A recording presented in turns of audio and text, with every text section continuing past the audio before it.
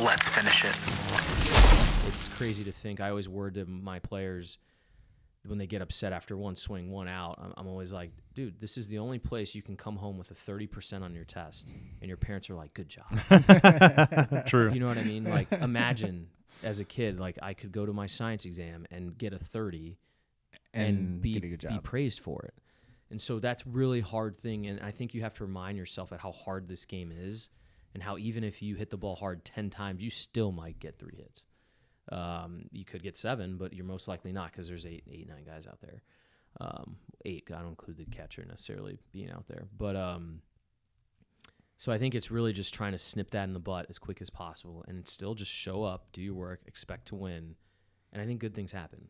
And there's times it's just not going to happen. You know what I mean? There's teams that find ways to win. And I think that's a big thing, too, is finding a way to win, whatever it is. Just do whatever it takes to win that game, win that at-bat, win that strike, win that pitch, whatever it is. I do think, I know a lot of youth baseball is, I know even here, we talk about development over anything. I'm a firm believer that a part of development is winning. I agree. And the reason I say that is, especially teaching youth kids, is like I try and teach these kids how to develop, but part of that, like I said, is winning, is teaching them how to win. That is a skill set. To win is a skill set. People don't realize, oh, well, all you care about is winning. No, but I'm be honest too, is part of your success is winning. Life, you name it, job, whatever it is. It's execution. How do you know how to execute? I always love it. For the first week or second week, everyone is like all on board. We're all in, right? And then when you get to like week 3, week 4, day 58, that's when you really know like who are the winners in the situation. And you have to be taught how to do that. Like, I mean, we've all been there. Like, we've had certain coaches that have taught us how to actually win. It could have been a dad, it could have been a coach, could have been a teacher, but at some point they teach you how to actually compete and finish the job. Yeah, totally. And I think that's where to answer your question, is where it comes from, is do people know how to A, execute, or B, win? And I think that's where that development gets really cool in players, is you can teach them how to field. You can teach them all these different things, which is a big part of development.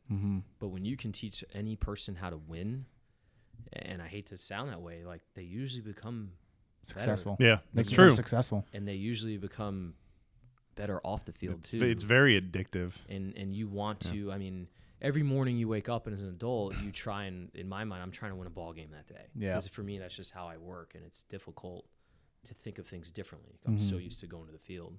So it's like, how can I just like win this little ball game today in whatever it may be?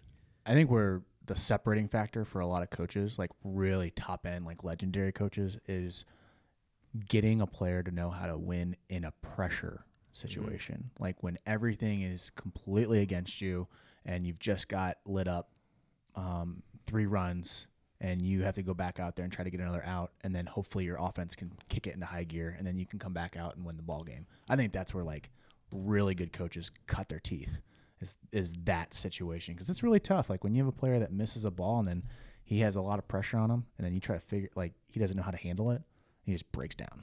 I think that goes back to like the example you gave about talking to the player about the last test of the year. You just have to teach yourself to win at everything. You have to take that just as seriously as the first one, and then it becomes just second nature. That's the Nick Saban's of the world. That dude will, if you play chess against him, he's gonna kick your ass at chess. Competing. There's no difference. He's showing up on time every day. That's a win. He's competing at every single thing he does, and they don't know anything different. They just don't know. So those situations come up. It doesn't matter. It doesn't matter that I've just messed up 3 times in a row. I'm going to win this one. It makes no difference. He might have not even he might have never played chess before. Yeah. And he's like, have you ever played chess? Nope, but I'm going to beat you. Yeah. Or at least try. Yeah, I'm going to at least try. I'm going to try to beat you. Big saying, you guys might have heard me this weekend, and a couple of guys on the team were like, Raf, I've never heard people, say that before. My little saying is, so what? Like you were just mentioning, they mess up. I go, so what? Like, you'll hear me yell it. They swing at a bad pitch, so what? Next pitch. Like, that one's over, win this next one. You made a bad pitch, you did whatever. So you hit 3 home runs yesterday. So what? So what? What are you going to do today? And I think that's where, like you're saying, at some point it has to be somewhat of that attitude, because there's always the next minute, next hour, next whatever. You got to do something. You got to show up. And I highly agree. I mean, you just, at some point, I might be 0 for 9. I still have to try and win this at bat. I still have to try and win this pitch. That's big for doubleheaders. Like doubleheaders are like that. Like if you win the first game, it seems like everyone just drops off in the second game. And you're like, so what, you won? We still got one. We got one more. Yeah, the other team doesn't care. Yeah, the other team didn't care. Like, they want to beat you now. Yeah. They're coming off fresh. They just got back from the hotel, and we've been out here for 3 hours already. So what? Let's go beat them. I think it's a very good attitude, and if you can have that in not in a nonchalant way, but more in a so what? I'm trying to be victorious this next step, this next whatever it is, and I think that's where it helps develop these kids at a younger age too. That's something too. That's with younger athletes. It's kind of like a pride factor. Yeah. And it's hard to teach those guys that. But the ones who get it, man, that's such an asset that they don't have any clue how important that is. And they become so resilient when they're able to do that and they're able to unlock that. It's unreal. And it goes back to like the cancel culture. It's just like, so what? Move on.